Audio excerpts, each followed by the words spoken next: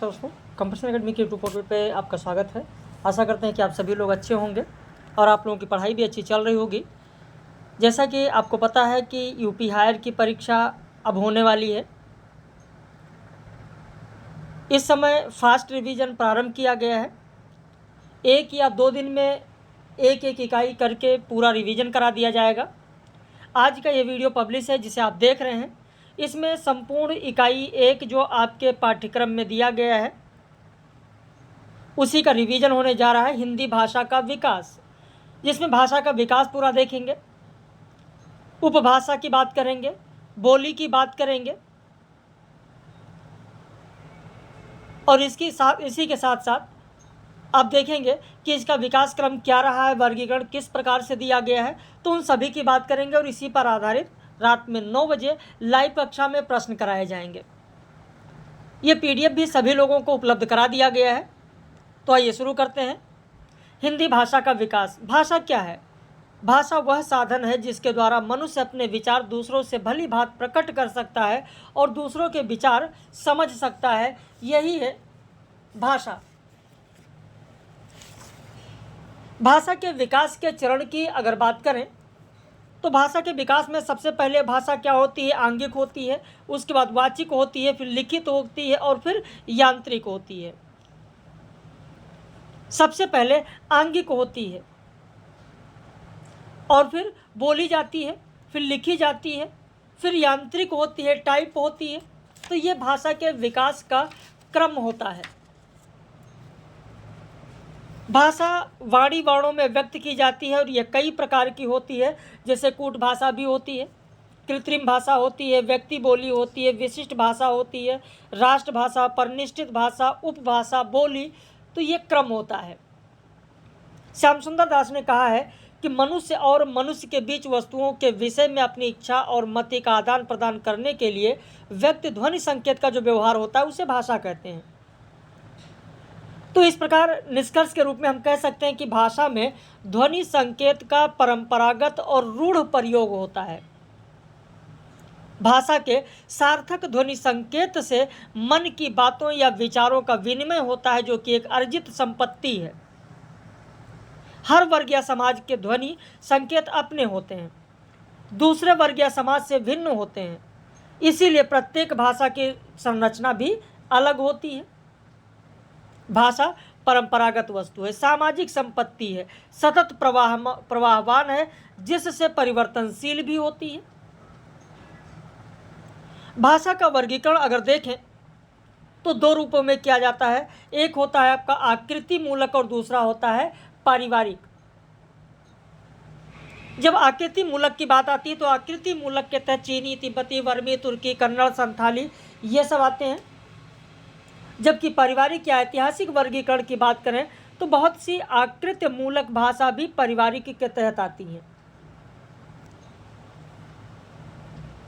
भाषाई क्षेत्र पर अगर हम बात करें, भौगोलिक क्षेत्र के आधार पर अगर बात करें तो इस प्रकार विभाजन किया गया। जैसे अमेरिका भूखंड की भाषा के तहत अमेरिकी परिवार आएंगे, अफ्रीका भूखंड के तहत बंतु, सुदानी, बुशमैन आएंगे, प्रशांत महासागरीय भूखंड के तहत मलय, पोलिनेशियाई, पापुआई, ऑस्ट्रेलियन, दक्षिण पूर्वी एशियाई आएगा। यूरेशिया भूखंड की बात करें तो भारोपीय, द्रविड़ परिवार, काकेशी, वुरुस्की, यूराल, अल्ताई, चीनी, जापानी, कोरियाई, हाइपस्पोरी, बास्क, सामी, हामी। तो ये यूरेशिया भूखंड के तहत आएंगे। कौन किसके तहत आएगा तो यहाँ पर एक एक की चर्चा हम लोग करते हुए चल रहे हैं। यहाँ पर एक एक की चर्चा हम लोग करते हुए चल रहे हैं। इसका पूरा डिटेल लेक्चर लोगों को दिया गया है, पूरा डिटेल पढ़ाया जा चुका है। यहाँ पर केवल हम लोग संक्षिप्त में चल रहे हैं। यहाँ पर रिवीजन हो रहा है और रिवीजन में सिर्फ हम लोग संक्षिप्त ही इस समय चल रहे हैं और संक्षिप्त में ही सारी चीज़ें आपको बताई जा रही हैं। आगे अगर बात करें हिंद यूरेशिया या आर्य परिवार या भारत हित्ती परिवार शाखा को ध्वनि के आधार पर 2 भागों में बांटा गया है, सतम वर्ग और केंतुम वर्ग। आप देखेंगे परीक्षा में सतम और केंतुम वर्ग अक्सर परीक्षा में पूछा जाता है कि सतम वर्ग के तहत कौन सा आएगा और केंतुम वर्ग के तहत कौन सा आएगा। सतम वर्ग के तहत भारत ईरानी आएगा, जो कि आर्य भाषा परिवार है, संस्कृत नहीं है, जो कि आर्य भाषा परिवार है। बाल्टो आएगा, स्लाविक आएगा, अर्मीनी आएगा, अल्बानी या इलेरियन आएगा। और केंतुम वर्ग के तहत आप देखेंगे जर्मनिक या टेक्टोनिक कहा जाता है, केल्टिक है, ग्रीक है, तोखरी, हिटाइट है, इटालिक है, तो ये सब आएगा। किसके तहत आएगा? तो केंतुम वर्ग के तहत आएगा। भारत के लोगों द्वारा बोली जाने वाली भाषाओं को 4 भाषा परिवार में विभक्त किया गया है: आग्नेय या ऑस्ट्रिक भाषा परिवार, चीनी तिब्बती या किरात भाषा परिवार, द्रविड़ भाषा परिवार और भारत यूरोपीय या आर्य भाषा परिवार। तो यहाँ पर ये 4 भागों में इसे विभाजित किया गया है। भारत के लोगों द्वारा बोली जाने वाली जो भाषा है उसी का यहाँ पर वर्गीकरण किया गया है, जिसमें ऑस्ट्रिक, आप देखेंगे ऑस्ट्रिक भाषा परिवार से भी परीक्षा में प्रश्न पूछा जाता है। ऑस्ट्रिक भाषा परिवार जो है, इस ऑस्ट्रिक भाषा परिवार से भी परीक्षा में प्रश्न रहता है। पूरा डिटेल आप लोगों को जो पढ़ाया गया है उस डिटेल में आप देख सकते हैं यहाँ पर। तो सिर्फ और सिर्फ रिवीजन के पॉइंट ऑफ व्यू से हम लोग आगे बढ़ रहे हैं। द्रविड़ भाषा परिवार है, चीनी तिब्बती भाषा परिवार है, भारत यूरोपीय या आर्य भाषा परिवार है। उपरोक्त वर्गीकरण के अलावा आर्य भाषा परिवार को ग्रियर्सन ने 3 भागों में विभाजित किया: ईरानी, दरद और भारतीय आर्य भाषा परिवार। ईरानी है, दरद है और आर्य भाषा परिवार किसके द्वारा? तो डॉक्टर ग्रियर्सन के द्वारा विभाजित किया गया है। जो ईरानी साहित्य है उसका प्राचीनतम जो धर्म ग्रंथ है आवेस्ता है। आवेस्ता एक शास्त्र है, या आवेस्ता को ही शास्त्र कहते हैं, ऐसा आप कह सकते हैं। तो ईरानी जो भाषा है उसी ईरानी भाषा के ही तहत आप देखेंगे पश्चिमी पूर्वी में विभाजित किया गया। उसी के तहत पश्तो भी आएगा, बलूची भी आएगा। उसी के तहत आप देखेंगे फारसी भी आएगा। जो दरद होता है, दरद का शाब्दिक अर्थ होता है पर्वत, और इसी का प्राचीन नाम है पैसाची। जो पैसाची आप देखेंगे इसी दरद से विकसित हुआ है, जो कि पश्चिम पंजाब के पश्चिमी भाग में बोला जाता है, पश्चिमोत्तर भाग में। हिंदी भाषा या भारतीय आर्य भाषा परिवार को अगर हम देखें तो प्राचीन आर्य भाषा, मध्यकालीन आर्य भाषा और आधुनिक आर्य भाषा में विभाजित किया गया है। प्राचीन आर्य भाषा के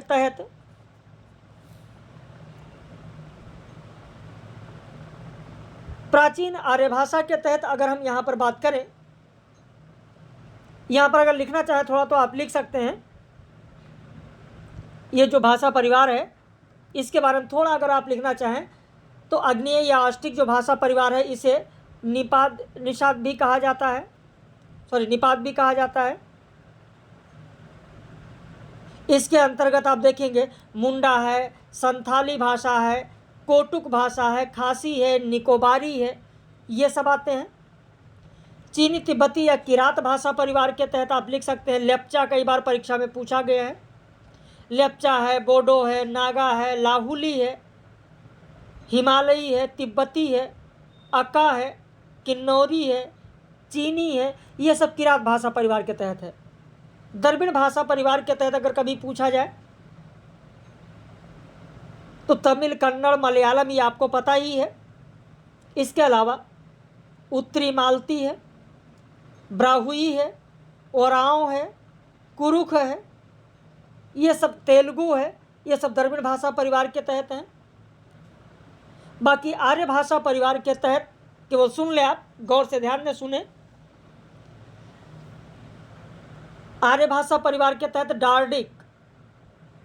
डार्डिक यानी कश्मीरी, उत्तर पश्चिमी में आप देखेंगे लहंदा है, पंजाबी है, सिंधी है, मध्य में मारवाड़ी, मेवाड़ी, मेवाती, मालवी, सौराष्ट्री, गुजराती, ये सब मध्य में है। पूर्वी में अवधी, बघेली, छत्तीसगढ़ी, दक्षिण में मराठी, कोंकणी है, पश्चिमी पहाड़ी में कुलुई है, जिप्सी इसी के तहत आएगा आर्य भाषा परिवार के तहत। आर्य भाषा परिवार के तहत अब इसके बाद प्राचीन आर्य भाषा के तहत अगर देखें वैदिक संस्कृत और लौकिक संस्कृत आता है, जिसका समय 2000 ईसा पूर्व से 500 ईसा पूर्व है। 2000 ईसा पूर्व से 5000 ईसा पूर्व है प्राचीन आर्य भाषा परिवार। देखिए, भारत में आर्यों के आगमन के साथ भाषा और उनकी यज्ञ परायण का भी आगमन हुआ था। और भारत में आने से पहले ही आर्यों में आप देखेंगे बहुत सारे देवताओं की उपासना प्रचलित थी। इंद्र हो गए, मित्र हो गए, वरुण हो गए, नासत्य हो गए। और आर्यों के देवताओं में कृषि संबंधी देवता जो थे वो सबसे अधिक थे। और इन्हीं देवताओं के लिए सूक्तियों की रचना हुई, जो बाद में आप देखेंगे ऋग्वेद में संकलित हुई। और इसी के बाद बढ़ती सामाजिक परंपरा के कारण अन्य विषयों पर सूक्तियां भी लिखी जाने लगी। और बाद में ऋग्वेद के बाद में आप देखेंगे सामवेद है, अथर्ववेद है, यजुर्वेद है, ये सारे लिखे गए, उसमें संकलित किया गया। और धीरे धीरे इनकी साहित्यिक भाषा भी बन गई वेदों की जो सूक्तियां थी। पाणिनि ने 5वीं शताब्दी में इसी भाषा को नियमबद्ध किया और वो क्या बना, वो बना लौकिक संस्कृति। और यही भाषा आगे चलकर बोलचाल की भाषा न रहकर कुछ परिवर्तित होती रही। और इस प्रकार प्राचीन आर्य भाषा के रूप में विकास हुआ वैदिक संस्कृत और लौकिक संस्कृत। वैदिक संस्कृत और लौकिक संस्कृत। वैदिक संस्कृत जिसे वेदों की भाषा के अलावा प्राचीन संस्कृत है, वैदिकी भी कहा जाता है, छांदस भी कहा जाता है। तो इस तरीके से इनका विकास हुआ। मध्यकालीन आर्य भाषा में आप देखेंगे 500 ईसा पूर्व से 1000 ईस्वी सन तक है। इसके तहत आने वाली जो भाषाएं हैं उनका क्रम इस प्रकार है: पाली, प्राकृत, अपभ्रंश, अवहट। और आधुनिक के तहत इसका समय 1000 ईस्वी से वर्तमान तक है। इसके तहत प्राचीन हिंदी, मध्यकालीन हिंदी और आधुनिक हिंदी आती है। आधुनिक हिंदी एक आधुनिक आर्य भाषा है जिसका जन्म आर्यों की मूल भाषा संस्कृत से हुआ है। जैसा कि मैंने अभी आपको बताया कि वैदिक संस्कृत को प्राचीन संस्कृत, वैदिकी, छांदस, वैदिक संस्कृत के नाम से भी जाना जाता है।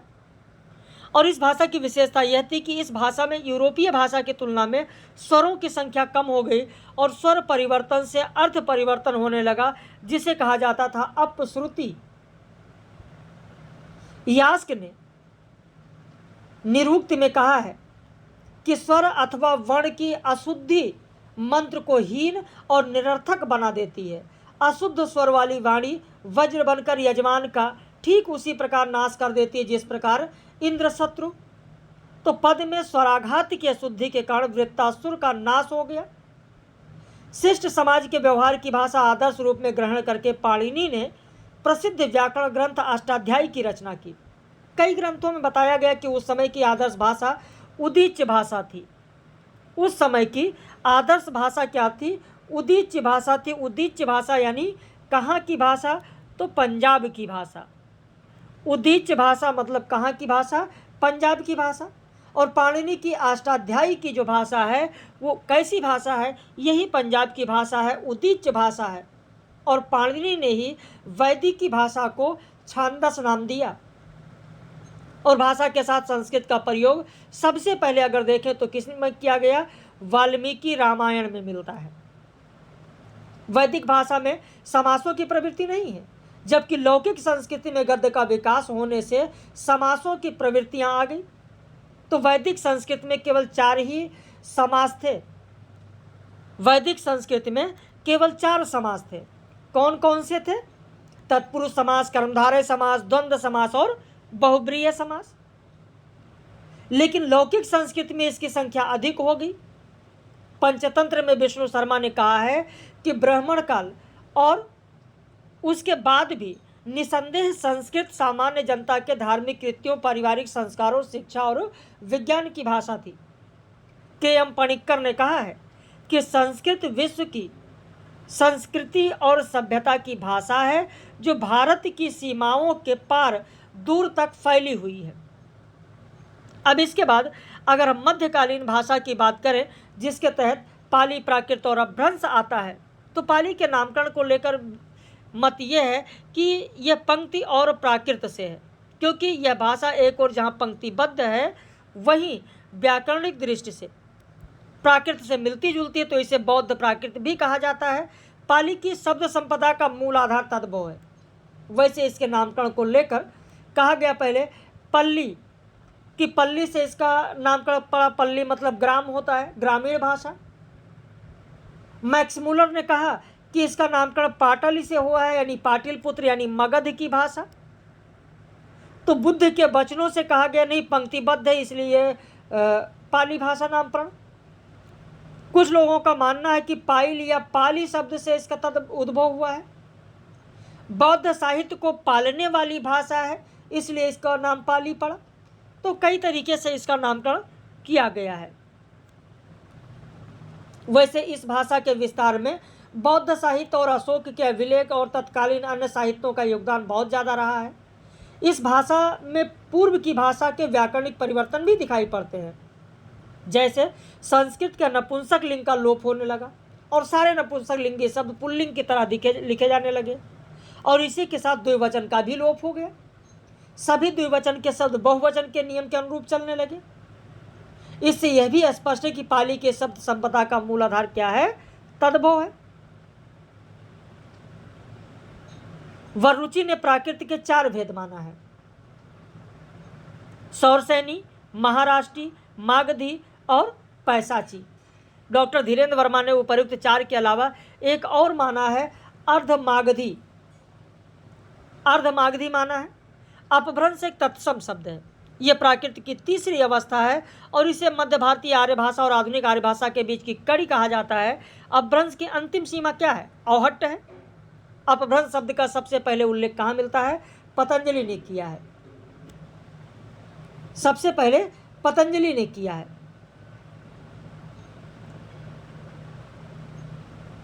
डॉक्टर गिरियर्सन ने भारतीय भाषाओं का अगर वर्गीकरण की बात करें तो अलग तरीके से उन्होंने वर्गीकरण किया है, लेकिन उस वर्गीकरण में आने से पहले यहाँ पर जो अपभ्रंश दिया गया है, सौरसैनी प्राकृत अपभ्रंश, इसके बारे में थोड़ी सी बात कर लेते हैं। सौरसैनी की अगर बात करें तो मथुरा के आसपास की भाषा है। जैन आचार्य हेमचंद्र ने पैसाची जो प्राकृत है, इस पैसाची प्राकृत के 2 भेद माना है। एक उन्होंने कहा आर्षी यानी अर्धमागधी और दूसरा उन्होंने कहा शूलिका।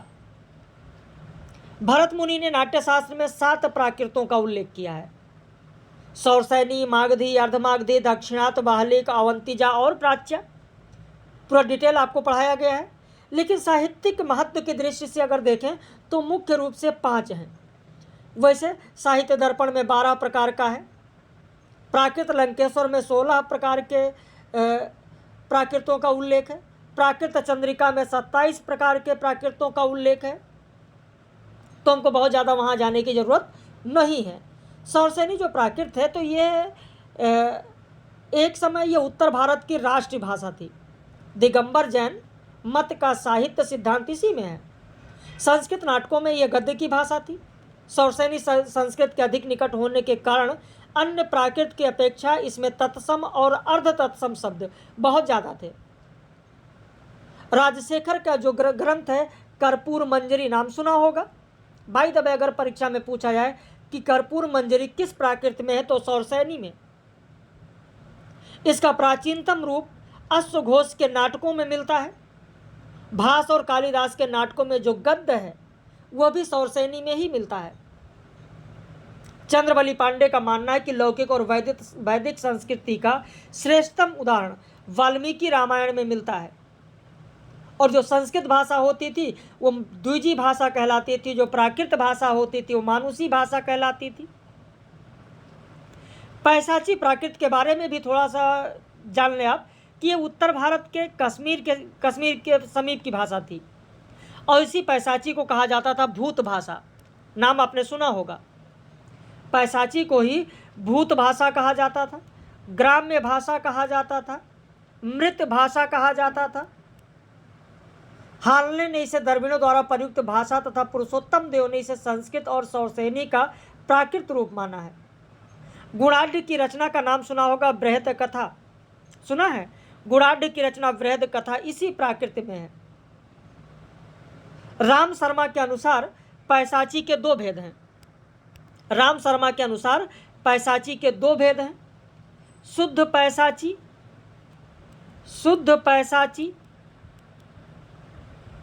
और संकीर्ण पैसाची। फास्ट रिवीजन हो रहा है, इसीलिए जो महत्वपूर्ण चीज़ें वही बताते चल रहे हैं, बहुत ज़्यादा लेकर नहीं चल रहे हैं। शुद्ध पैसाची में 7 भेद हैं, कैके, सौरसेनी, पांचाल, गौड़, मागध, ब्राचड़ और सूक्ष्म भेद। ये पूरा पढ़ाया जा चुका है, सिर्फ रिवीजन के पॉइंट ऑफ व्यू से बताया जा रहा है ताकि चीज़ें आप सुने, आपको याद आ जाए। संकीर्ण पैसाची में शुद्ध और अशुद्ध किया गया और फिर उसमें अर्ध शुद्ध माना गया, चतुष्पद शुद्ध माना गया, भाषा शुद्ध, पद शुद्ध, कई भागों में विभाजित किया गया। मागधी प्राकृत की अगर बात करें तो यह मगध के आसपास की भाषा है। प्रमुख जो व्याकरणविद थे वरुचि ने इसका उद्गम सौरसेनी से माना है। लंका में पाली को ही मागधी कहा जाता था। लंका में जो पाली थी उसी पाली को ही मागधी कहा जाता था।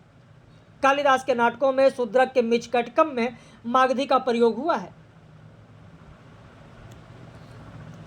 अगर हम इसी में अर्धमागधी की अगर बात करें जो धीरेन्द्र वर्मा ने माना है, ये कौशल के आसपास की भाषा थी।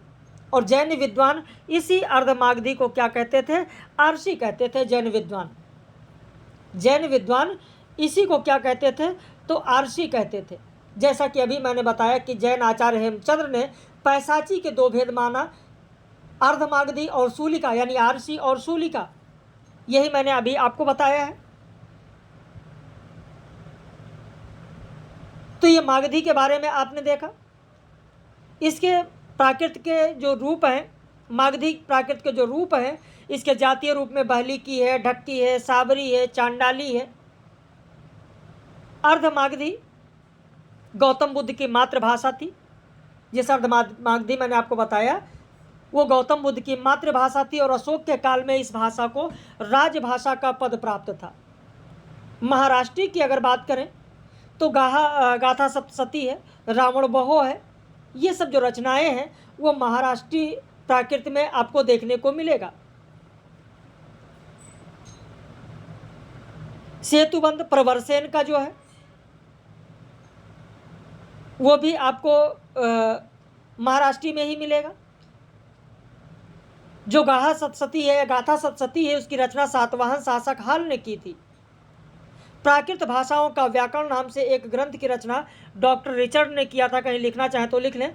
डॉक्टर रिचर्ड की रचना है प्राकृत भाषाओं का व्याकरण। प्राकृत भाषाओं का व्याकरण, क्योंकि कभी कभी रचना दे दी जाती है कि रचना किसकी है। प्राकृत भाषाओं का व्याकरण डॉक्टर रिचर्ड की रचना है। अब अगर हम अपभ्रंश की बात करें तो अपभ्रंश एक तत्सम शब्द है। यह प्राकृत की तीसरी अवस्था है। प्राकृत की तीसरी अवस्था है। इसे मध्य भारतीय आर्य भाषा और आधुनिक भारतीय आर्य भाषा के बीच की कड़ी माना जाता है। अपभ्रंश की अंतिम सीमा अवहट्ट है और इस शब्द का सबसे पहले उल्लेख पतंजलि ने किया। मध्य आर्य भाषा का अंतिम रूप अपभ्रंश में दिखाई पड़ता है। संग्रहकार व्याडी ने और पतंजलि ने अपभ्रंश शब्द का प्रयोग भ्रष्ट और अशुद्ध शब्दों के लिए किया है। ईसा की 6ठी शताब्दी में प्राकृत व्याकरण चंड ने अपनी रचना प्राकृत लक्षणम में अपभ्रंश का प्रयोग किया है। अपभ्रंश भाषा के प्राचीनतम उदाहरण अगर हम देखें तो भरत के नाट्य शास्त्र में भी मिलता है। आचार्य दंडी ने काव्यादर्श में अपभ्रंश को अभीरों की भाषा बताया।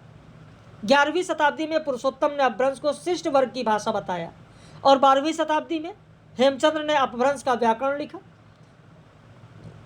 अपभ्रंश के व्याकरणकार पुरुषोत्तम ने प्राकृतानुशासन में अपभ्रंश के 14 भेदों की चर्चा की है। नागर, उपनागर, ब्राचड़, पांचाल, वैदर्भी, लाटी, ओंडी, कैके, गौंडे, टक, बर्बर, कुंतल, पांडे, सिंघला, तो इस तरीके से।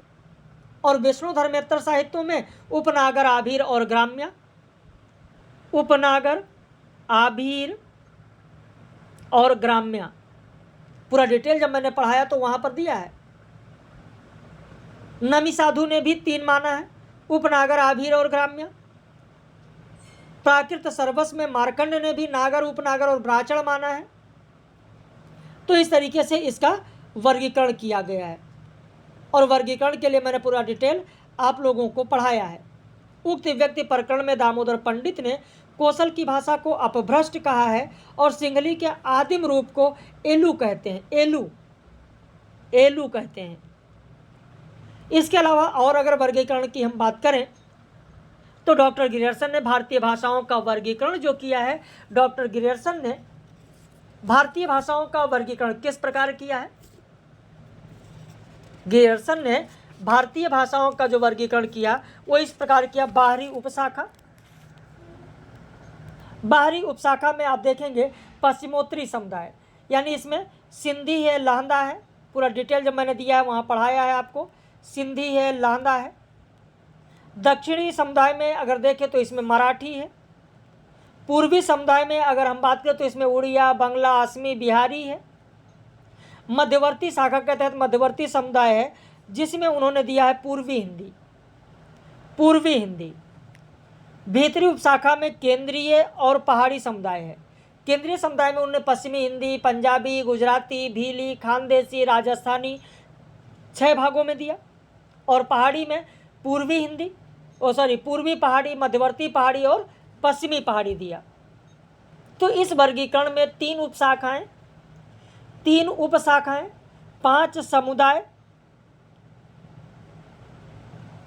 तो और 5 समुदाय और 17 भाषाएं उन्होंने दिया। भीली और खानदेशी को भी आधुनिक भारतीय आर्य भाषा में गिना। बाद में ग्रियर्सन ने इसके अलावा एक दूसरा वर्गीकरण दिया और उसमें उन्होंने मध्य देशीय भाषा और अंतर्वर्ती और बहिर्वर्ती यानी अंतरंग और बहिरंग के आधार पर विभाजित किया।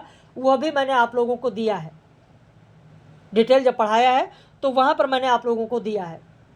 हार्ले का पच्चर सिद्धांत, देखिए पच्चर सिद्धांत जब वर्गीकरण की बात आती है, पच्चर सिद्धांत की बात आती है तो ध्वनि समुदाय जब आता है तो ध्वनि समुदाय में भी सिद्धांतों की बात की गई है। जैसे यहाँ पर तो खैर ये वर्गीकरण की बात हो रही है, पच्चर सिद्धांत किसका है? हार्ले का है। लेकिन भाषा की उत्पत्ति में एक बार ये भी पूछा गया है, यो हे हो सिद्धांत किसका है? तो यह न्यारे का। तो ये भी बहुत ही महत्वपूर्ण, ध्यान रखिएगा, परीक्षा में पूछा जा सकता है। जैसे डिंग डोंग सिद्धांत है। डिंग डोंग सिद्धांत किसका है? डिंग डोंग सिद्धांत लिखना चाहे तो प्लेटो, हेस और मैक्स मूलर का है। डिंग डोंग सिद्धांत प्लेटो, हेस और मैक्स मूलर का है। एग्रीमेंट थ्योरी किसकी है? एग्रीमेंट सिद्धांत, भाषा का एग्रीमेंट सिद्धांत रूसो का है।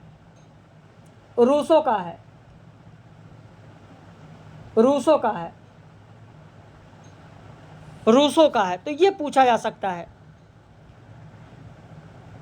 तो हार्ले ने जो पच्चर सिद्धांत दिया है, यहां पर हार्ले का पच्चर सिद्धांत देखें। पच्चर सिद्धांत के तहत तो उन्होंने भाषा को 4 वर्गों में विभाजित किया। पूर्वी गौंडियन, जिसमें उन्होंने 5 वर्ग किया है। पूर्वी हिंदी, बिहारी, बंगला, उड़िया और असमी। पश्चिमी गौंडियन में उन्होंने 5 वर्ग किया, इसमें भी, जिसमें पश्चिमी हिंदी, राजस्थानी, गुजराती, सिंधी और पंजाबी को लिया। उत्तरी गौंडियन में उन्होंने पहाड़ी भाषाओं में गढ़वाली है, कुमायूनी है, नेपाली को लिया और दक्षिण गौंडियन में उन्होंने मराठी को लिया। फिर सुनीत कुमार चटर्जी ने ध्वनि और व्याकरण को आधार बनाकर ग्रियर्सन के वर्गीकरण की आलोचना की और अपना वर्गीकरण सुनीत कुमार चटर्जी ने जो दिया है वो इस प्रकार दिया है। जैसे उन्होंने उदीच्य के तहत उन्होंने कहा 3 भाषाएं हैं, सिंधी है, लहंदा है और पंजाबी है। प्रतीच्य के तहत उन्होंने गुजराती और राजस्थानी को दिया। मध्य देशीय में उन्होंने केवल एक पश्चिमी हिंदी को दिया। प्राच्य के तहत उन्होंने 5 भाषाओं को दिया, पूर्वी हिंदी, बिहारी, उड़िया, असमिया और बंगला। और दक्षिणार्थ के तहत उन्होंने मराठी को दिया। लेकिन यहाँ प्राच्य का तात्पर्य पूर्वी से है, प्रतीच का तात्पर्य पश्चिमी से है और उदीच का तात्पर्य उत्तरी से है। और इनके वर्गीकरण में जो 5 वर्ग है, इन 5 वर्गों के तहत कुल भाषाओं की संख्या कितनी है? 12 है। पहाड़ी भाषा को राजस्थानी का रूपांतर मानते हैं, इसीलिए अलग भाषा के रूप में उन्होंने पहाड़ी को जगह नहीं दिया है। बाद में धीरेन्द्र वर्मा ने क्या किया? धीरेन्द्र वर्मा ने सुनीत कुमार चटर्जी का जो ये वर्गीकरण है, इसी को ही आधार बनाकर उन्होंने इस प्रकार वर्गीकरण किया। उन्होंने कहा कि ठीक है, जो उद्देश्य दिया है सुनीत कुमार चटर्जी ने सिंधी, लाहंदा और पंजाबी, वो तो सही है। प्रतीच में जो सुनीत कुमार चटर्जी ने गुजराती और राजस्थानी दिया, तो गुजराती तो इसमें होगा लेकिन राजस्थानी नहीं होगा। राजस्थानी को उन्होंने मध्य देशीय के तहत रखा और मध्य देशीय में केवल एक भाषा सुनीत कुमार चटर्जी ने रखा था, वो था पश्चिमी हिंदी, जबकि धीरेन्द्र वर्मा ने मध्य देशीय में राजस्थानी, पश्चिमी हिंदी, पूर्वी हिंदी और बिहारी को रखा। जिस प्राच्य के तहत सुनीत कुमार चटर्जी ने 5 भाषाओं को रखा था, पूर्वी हिंदी, बिहारी, उड़िया, असमिया और बंगला, तो धीरेन्द्र वर्मा ने केवल 3 रखा। उन्होंने कहा उड़िया, असमिया और बंगाली होगा, जबकि दक्षिणार्थ में दोनों में सेम है, मराठी है। तो ये वर्गीकरण दिया गया, यहाँ पर मैंने उसके बारे में पूरा लिख दिया है। अब अगर हम हरदेव बाहरी की बात करें, तो हरदेव बाहरी ने सुनीत कुमार चटर्जी के वर्गीकरण में सुधार करके, हरदेव बाहरी ने 11वीं सदी के मध्य के समय को अपभ्रंश का स्वर्ण काल माना और अपने विकास काल के दौरान इसने सौरसेनी प्राकृत को बहुत अधिक प्रभावित किया। अपभ्रंश साहित्य का सर्वप्रथम संकलन डॉक्टर रिचर्ड पिसेल ने प्रस्तुत किया। अपभ्रंश का प्रथम प्रबंध महाकाव्य धनपाल कृत भविष्यत कहा है, जिसका संपादन डॉक्टर याकोबी द्वारा किया गया। डॉक्टर याकोबी के द्वारा किया गया। भोलानाथ तिवारी ने भी वर्गीकरण किया है। भोलानाथ तिवारी के वर्गीकरण की अगर हम बात करें, तो भोलानाथ तिवारी ने 5 वर्गों में विभाजित किया है। लिखना चाहे लिख लें, मध्यवर्ती वर्ग, मध्यवर्ती, पूर्वी, मध्य पूर्वी, महाराष्ट्री और पश्चिमोत्तरी। मध्यवर्ती, पूर्वी, मध्य पूर्वी, महाराष्ट्री और पश्चिमोत्तरी वर्ग। और इनके वर्गीकरण में कुल 13 भाषाओं को जगह दिया गया है। भोलानाथ तिवारी के वर्गीकरण में 13 भाषाओं को जगह दिया गया है। भाई सुनीत कुमार चटर्जी में 12 था, क्योंकि उन्होंने पहाड़ी को राजस्थानी का रूपांतर माना है, लेकिन यहाँ पर पहाड़ी को मध्यवर्ती वर्ग के तहत भोलानाथ तिवारी ने रख दिया, तो यहाँ पर कुल हो गया 13। अपभ्रंश में राम काव्य के प्रथम कवि स्वयंभू हैं, जिन्होंने पौमचर्यू की रचना की। स्वयंभू को अपभ्रंश का वाल्मीकि कहा जाता है, लेकिन डॉक्टर भयानी ने स्वयंभू को अपभ्रंश का कालिदास कहा है।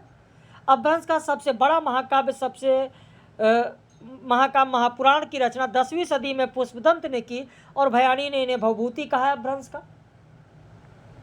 अवहट्ट की अगर बात करें, तो यह अपभ्रंश का रूप है जो संधिकालीन भाषा कही जाती है। इसमें रचित ग्रंथ संदेश राशक, उक्ति व्यक्ति प्रकरण, वर्ण रत्नाकर, कीर्तलता आदि हैं। 11वीं से 14वीं सदी की यह भाषा सर्वप्रथम अवहट्ट नाम से ज्योतिरीश्वर ठाकुर ने वर्ण रत्नाकर में लिखा है। विद्यापति ने भी अपनी कीर्तलता की भाषा को अवहट्ट माना है। विद्यापति से पूर्व अब्दुल रहमान ने भी संदेश राशक की भाषा को अवहट्ट कहा है। चंदा शर्मा गुलेरी ने परवर्ती अपभ्रंश को ही पुरानी हिंदी कह दिया। अपभ्रंश कैसी भाषा है? तो उकार बहुला भाषा है। अपभ्रंश कैसी है? तो अपभ्रंश उकार बहुला भाषा है। उकार बहुला भाषा है। अपभ्रंश कि मैं अगर साहित्य की बात करूं, तो साहित्य का हिंदी पर प्रभाव या हिंदी साहित्य पर अपभ्रंश साहित्य के प्रभाव का आकलन अगर हम करें, तो 2 तरीके से देख सकते हैं। एक विषय वस्तु के आधार पर भी देख सकते हैं और शिल्प विधिगत आधार पर भी हम देख सकते हैं।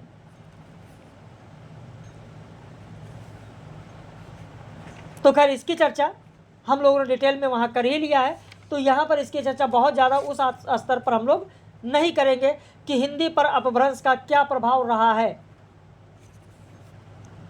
अपभ्रंश में अगर लेखकों की बात करें तो यहाँ पर मैंने क्रम से दे दिया है। परीक्षा में क्रम से ही पूछा जाता है, परीक्षा में क्रम से ही पूछा जाता है,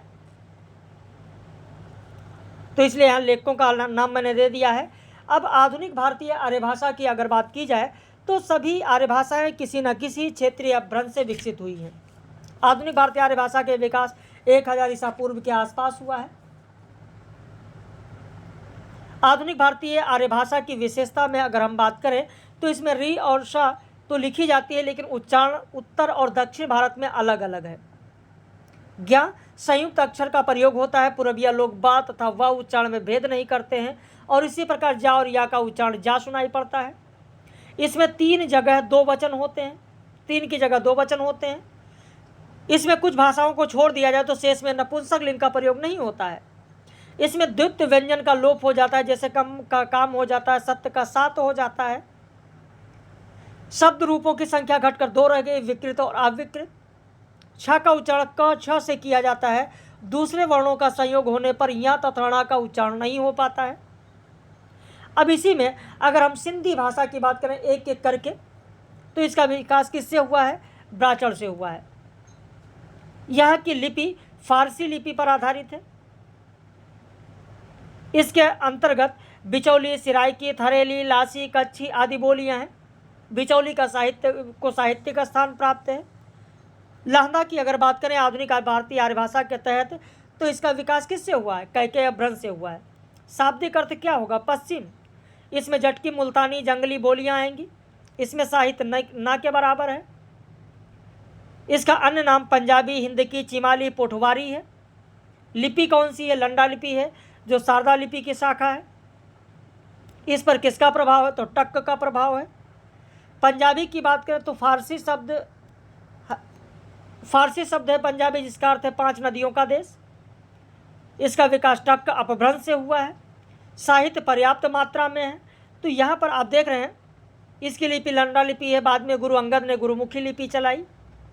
इस पर कैकेय अपभ्रंश, सौरसैनी अपभ्रंश, पैशाची अपभ्रंश का प्रभाव है, लेकिन सबसे अधिक सौरसैनी का प्रभाव है। आधुनिक भारतीय आर्य भाषाओं के विभाजन की बात करें तो यहाँ पर जो मैंने प्रारंभ में विभाजन बताया था, हार्नले का विभाजन, यहाँ पर पूरा आपको देखने को मिल जाएगा। मैंने PDF में दे दिया है। ग्रियर्सन का मैंने दे रखा है। सुनीत कुमार चटर्जी, धीरेन्द्र वर्मा, सीताराम चतुर्वेदी, सबका मैंने दे रखा है। हिंदी भाषा जिसका विकास सौरसैनी अपभ्रंश से हुआ है, जिसके तहत 5 उपभाषाएं हैं। और 5 उपभाषाएं कौन कौन सी यहाँ पर दिया गया है। बोलियाँ कौन कौन सी हैं वो दिया गया है। तो ये पूरा PDF में दिया गया है। ऐसे गुजराती का नागर से विकास हुआ है। इसमें लिपि कौन सी है, सिरोरेखा होती है कि नहीं होती है, इस भाषा के प्रमुख कवि कौन है, ये सारी चीज़ इस PDF में आपको दिया गया है। तो मराठी का भी आप रिवीजन जरूर कर लीजिएगा, पूरा मैंने दिया है। अब अगर नामकरण की बात करें, भाई फास्ट चलेंगे तभी 29-30 पेज इसमें हो पाएगा, क्योंकि यहाँ तो रिवीजन हो रहा है, डिटेल तो पूरा पढ़ाया ही जा चुका आपको।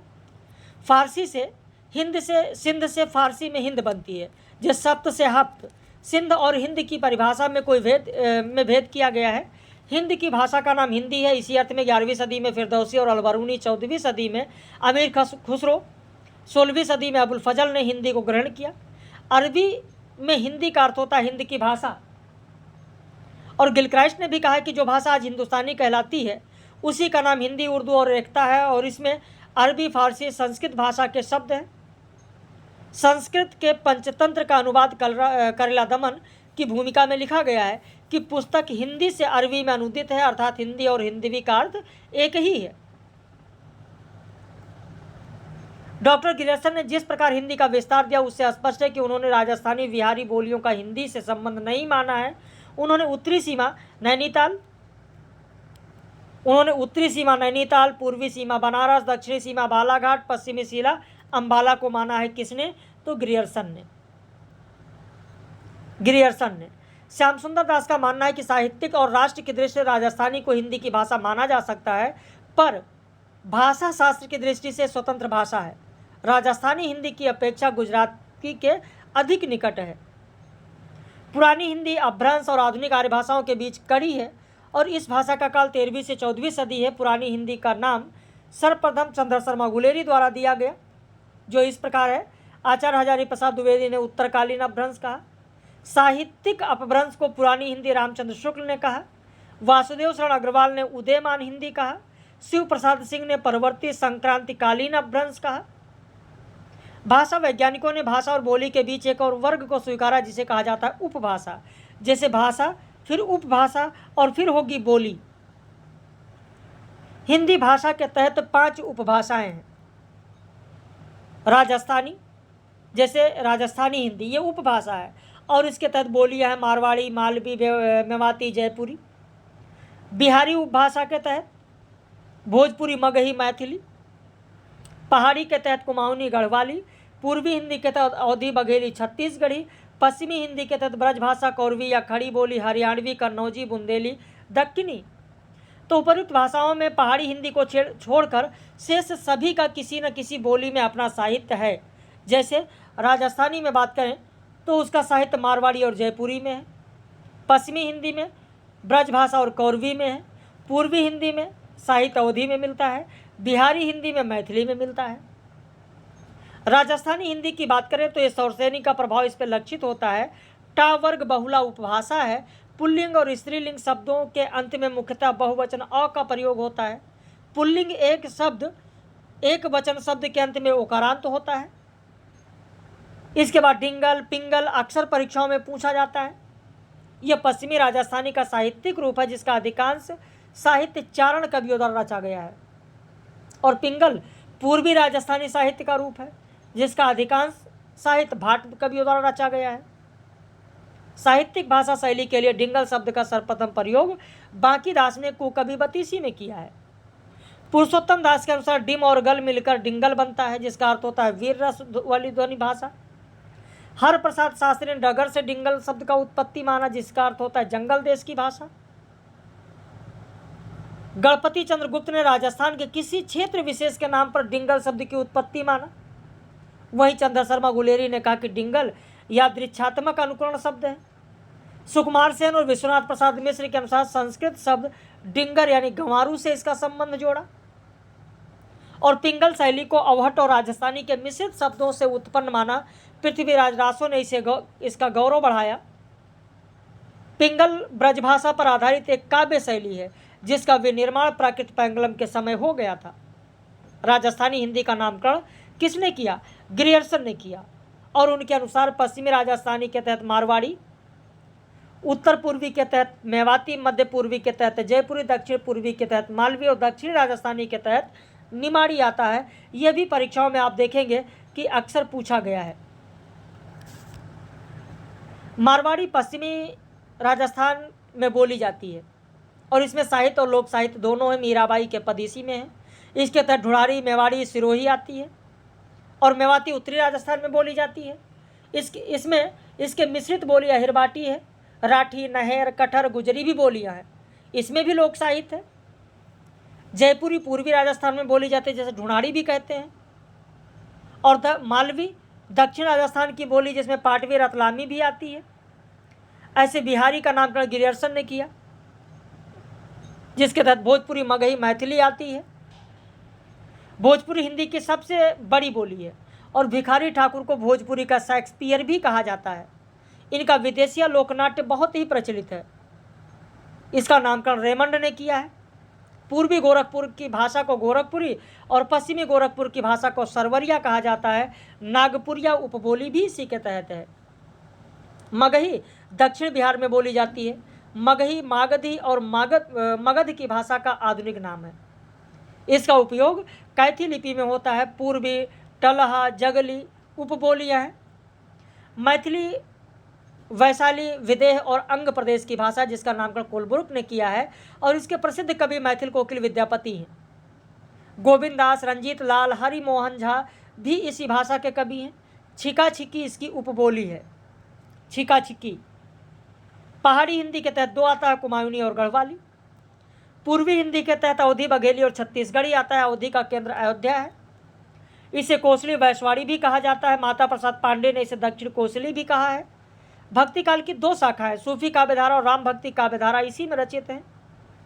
बघेली का केंद्र रीवा है। इसे अवधि की दक्षिणी शाखा किसने माना? तो हरदेव बारी ने माना। अवधि और बघेली में बहुत अधिक समानता है। ग्रियर्सन बघेली को अलग बोली मानते हैं। तिरहारी, जुड़ार, गहोरा इसी के तहत आता है। छत्तीसगढ़ी दक्षिण कौशल की बोली है और यह बोली भी अवधि के समान है। सरगुजिया, सदरी, बैंगानी, बिंजवली इसी के तहत है। पश्चिमी हिंदी की बात करें तो खड़ी बोली, बुंदेली, कन्नौजी, हरियाणवी, दक्कनी इसके तहत है। और इसके तहत आप देखेंगे ये सारी चीज़ आपको मिलेंगे। जो पद हैं, जो महत्वपूर्ण पद हैं, वो भी मैंने दिया है।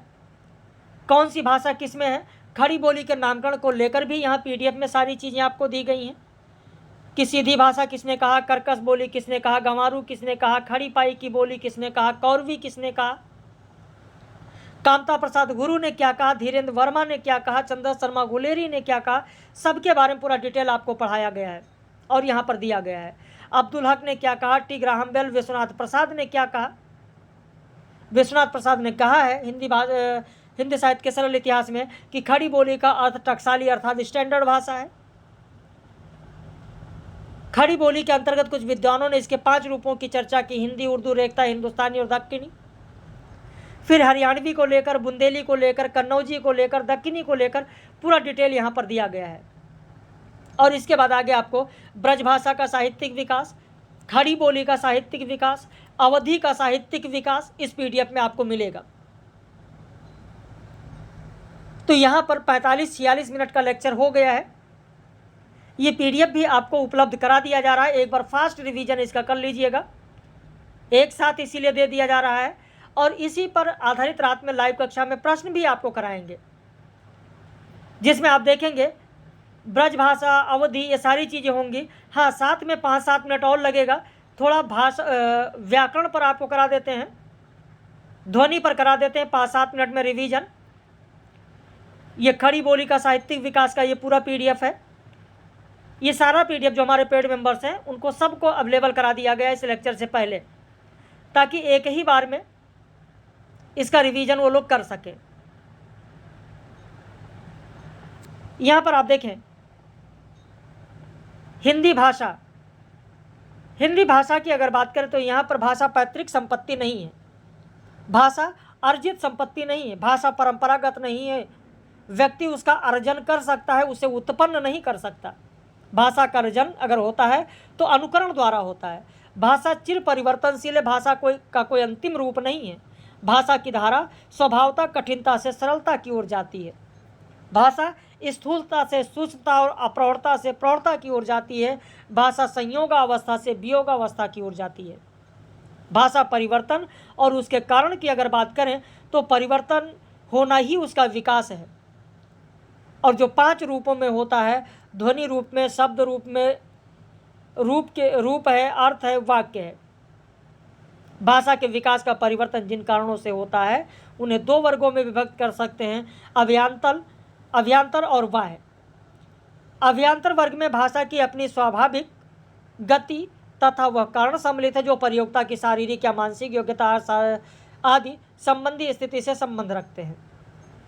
अभ्यांतर वर्ग की बात करें तो इसके अंतर्गत वह सभी कारण आते हैं जो भाषा को आंतरिक स्तर पर प्रभावित करते हैं, जैसे प्रयोग से घिस जाना। ऐसे परिवर्तन को स्वयंभू कहते हैं। बल, जिस ध्वनि या अर्थ पर अधिक बल दिया जाता है वह या तो दूसरे को समाप्त कर देता है या कमजोर कर देता है। प्रयत्न लाघव, इस परिवर्तन को मुख्य सुख परिवर्तन भी कहते हैं। यह वाक्य का संक्षिप्तीकरण है।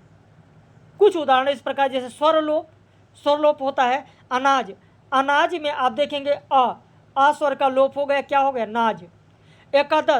एकादश में आप देखेंगे स्वर का लोप हो गया, क्या हो गया, 11 कर दिया गया। व्यंजन लोप, स्थान का आप देखेंगे सा का लोप होगा, टाइपिंग मिस्टेक है, क्या हो जाएगा, थान। रेलगाड़ी में रेल पूरा हट गया, क्या हो गया, गाड़ी। अक्षर लोप, सहतूत में आप देखेंगे सह शब्द का लोप हो गया, क्या हो गया, तूत। भोलेनाथ का क्या हो गया, भोले। तो ये अक्षर लोप है। व्यंजन लोप और अक्षर लोप लगभग एक समान होते हैं। स्वरागम, स्वर का आगमन हो जाए, यानी कृपा, कृपा से आप देखेंगे कृपा हो गया। कर्म से पूरा स्वर हो गया कर्म, यानी स्वरागम, स्वर का आगमन हो गया, स्वर जो आधा था वो पूर्ण हो गया, स्वरागम हो गया। व्यंजनागम, व्यंजन का आगमन हो गया, नया व्यंजन आ गया, अस्थि का हड्डी लिख दिया गया। वाराणसी का बनारस हो गया, शर्करा का शक्कर हो गया, काग का काग हो गया, श्वास का सांस हो गया। तो इस तरीके से विपर्य, समीकरण, विषमीकरण, ये सारी चीज़ें हैं। तो ये भी बहुत ही महत्वपूर्ण है। मानसिक स्तर पर भी होता है, अनुकरण की अपूर्णता के आधार पर भी होता है, और बाह्य वर्ग के तहत वह तत्व आते हैं जो भाषा को बाहरी स्तर पर प्रभावित करते हैं, जैसे भौतिक वातावरण, सांस्कृतिक प्रभाव है, समाज की व्यवस्था है, बोलने वालों की उन्नति है। तो इस आधार पर भी परिवर्तन होता है। हिंदी की अगर स्वनिम व्यवस्था की बात करें तो स्वनिम शब्द संस्कृत के स्वर्ण धातु से बना, जिसका अर्थ होता है ध्वनि, और हिंदी में स्वनिम व्यवस्था के प्रवर्तक महर्षि पाणिनि को माना जाता है। स्वनिम विज्ञान लिपि निर्माण का मूलाधार होता है, जिसके 3 पक्ष होते हैं, उत्पादन, संवहन, संग्रहण। और ध्वनि 2 प्रकार की होती है, खंड ध्वनि और खंडेतर ध्वनि। यह भाषा के से संबंधित लघुतम सार्थक ध्वनि है। ब्लूमफील्ड और डेनियल जोन्स ने इसे भौतिक इकाई माना है, एडवर्ड शापिर ने इसे मनोवैज्ञानिक इकाई माना है, W.F. टॉवेल ने इसे अमूर्त काल्पनिक माना है। वो छोटी से छोटी मूल ध्वनि जिसके खंड ना हो सके वर्ण कहलाती है। भाषा की सबसे छोटी इकाई होती है। वर्णों के क्रमबद्ध और व्यवस्थित समूह को वर्णमाला कहते हैं, जिसमें 52 वर्ण हैं। लेकिन अगर हम देवनागरी लिपि की बात करें, अगर नागरी लिपि की बात की जाए तो नागरी लिपि में कुल वर्तमान में अगर हम देखें तो ध्वनियों की संख्या, कुल वर्णों की संख्या 59 बता दी गई है। 59 बताई गई है। कुल वर्णों की संख्या जो बताई गई है वो कितनी बताई गई? 59। अब लोग कहेंगे सर 59 कौन से हैं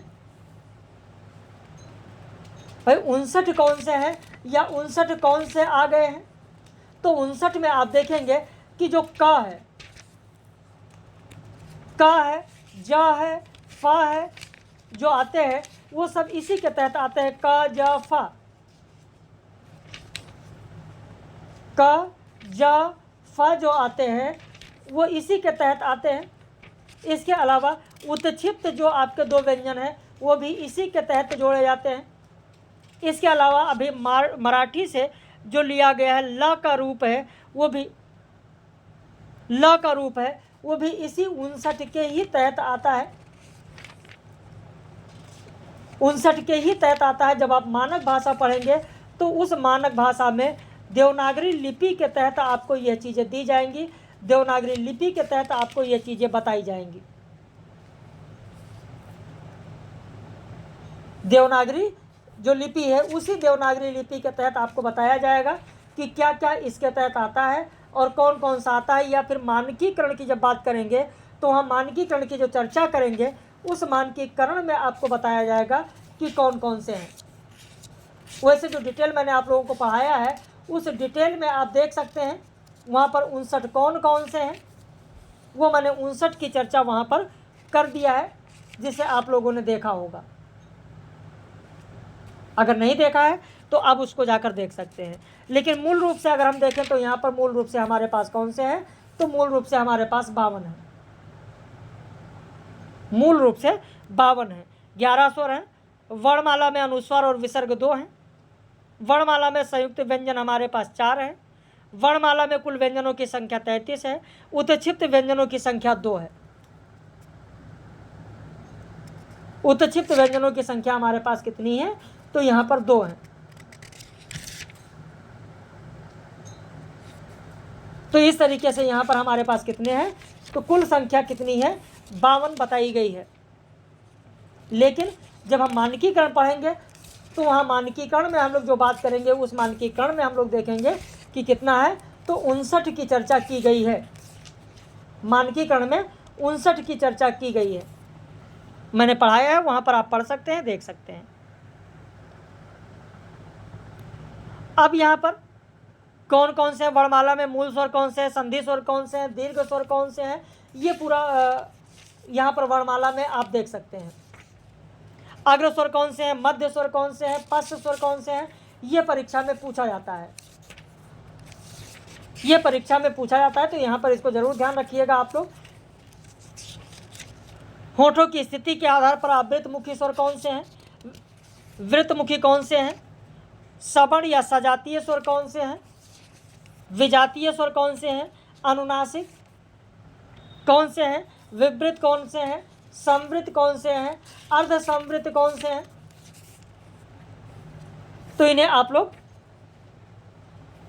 लोग जरूर ध्यान रखिएगा कि संवृत कौन से हैं, अर्ध संवृत कौन से हैं, संवृत, अर्ध संवृत, विवृत, इन्हें रट लीजिएगा और इस पर परीक्षा में पूछा ही जाता है।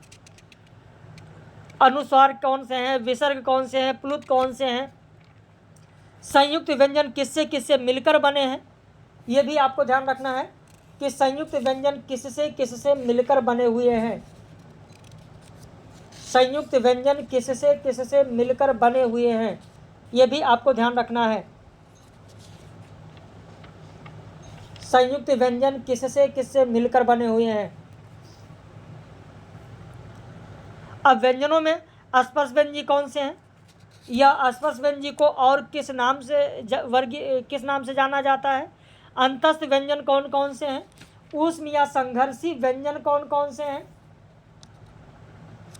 ऊष्म या संघर्षी व्यंजन कौन कौन से हैं, ऊष्म या संघर्षी व्यंजन कौन कौन से हैं।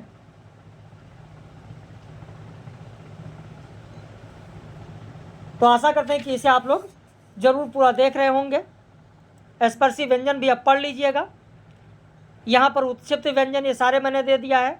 अभियांतर प्रयत्न के अनुसार ये सारी चीज़ें यहाँ पर आपको दे दी गई हैं। तो पूरा 29 पेज में ये आपको मैंने बताया है। कालेलकर समिति द्वारा प्रस्तावित जो देवनागरी था, उस देवनागरी में जो 59 की बात की गई है, नागरी प्रचारणी सभा की जो बात की गई है, नरेंद्र देव समिति की जो बात की गई है, वो सब पूरा आपको डिटेल में मैंने पढ़ाया है। पूरा डिटेल में वहाँ पर आप लोगों को इसीलिए मैंने डिटेल में पढ़ा दिया है। डिटेल में पूरा वहाँ पर आप लोगों को पढ़ा दिया गया है। तो आशा करते हैं कि सारी चीज़ें आप लोगों के समझ में आ गई होंगी।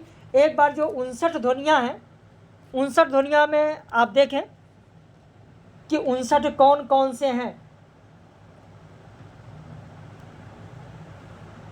एक तो ये है कि 59 ध्वनियों में स्रा को संयुक्त ध्वनियों में शामिल किया गया, अंग्रेजी से अ लिया गया। जैसे आप लिखते हैं, हिंदी में लिखते हैं बॉक्स, 59 में कौन कौन से शामिल किए गए हैं, तो अंग्रेजी से लिया गया अ, यानी जो आप लिखते हैं बॉक्स, या जैसे लिखते हैं आप डॉक्टर, तो ये अंग्रेजी से लिया गया। 59 कैसे हुए हैं वो मैं आपको बता रहा हूँ। इसके अलावा एक मराठी से जो लिया गया है, मराठी से जो लिया गया है ये हो गया आपका एक। 5 आपका लिया गया फारसी से, फारसी से जो 5 लिया गया, जैसे जो मैंने आपको बताया क, नीचे जो नुक्ता लगा होता है, ख ऐसे नुक्ता लगा होता है, फिर क ख ग जो दिया गया, 5 जो दिया गया है वो फारसी से लिया गया। तो 52 और 7 आपके 59 हो गए, 5 फारसी से, एक अंग्रेजी से और एक मराठी से। तो इस तरीके से 52 आपने देख लिया कौन कौन से हैं। तो आपका ये रिवीजन हो गया इकाई 1 का। अब इकाई 2 में लिपि की बात करेंगे हम लोग। कल लिपि की बात करेंगे। तो वहाँ पर लिपि की जो बात होगी, लिपि और मानकीकरण, लिपि और मानकीकरण की बात हम लोग कल करेंगे इकाई 2 में, इकाई 2 में। बाकी कैसा लगा ज़रूर बताइएगा। वीडियो को ज़्यादा से ज़्यादा शेयर कीजिएगा। हम लोग फिर मिलेंगे रात में 9 बजे लाइव कक्षा में।